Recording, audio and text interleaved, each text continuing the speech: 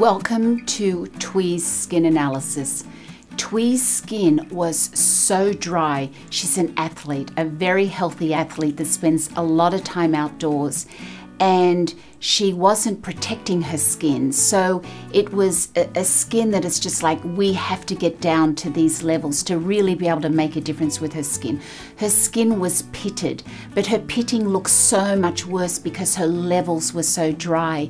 It's really important in skin analysis to establish what you're working with before you move forward with your treatment products, because that's what's going to set up the success of your treatment. Once you know how dry her skin is, and by touching her skin and looking at her skin, you can see there's no bounce, there's no moisture in those levels. They were starving of nutrients. It looked like one sheet on top of another that I could just move around with my hands. That was so painful for me, because seeing a dry skin just is so unhealthy. It's aging. It's not great. So in this clip here, you're really going to see, and we study that skin analysis section of Thuy's skin in a way that is so helpful for my success with working with her skin.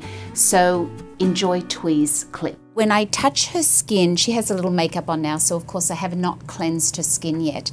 But when I touch her skin she's very surface dry. And what's great in having all these different models in is because everyone's so different. Her skin, it's not as strong as I want it to be. When you have a strong skin, it's very flexible. When you push it in, it bounces back. It has a dewiness, and it has a strength about it that's really special. And this is, I know just by looking at Thuy's skin, that we can really help strengthen her skin underneath, which is going to make her skin look really pretty. So she's very, very surface dry. She has got quite large pores on her face as well. And as I said, I haven't cleansed here, so I know she's got a little makeup on right now, but her pore size is quite large. So these are the things that I know that I can work with and make them a lot smaller. We can strengthen these levels. Her skin's a little blotchy. She's got some pigment issues.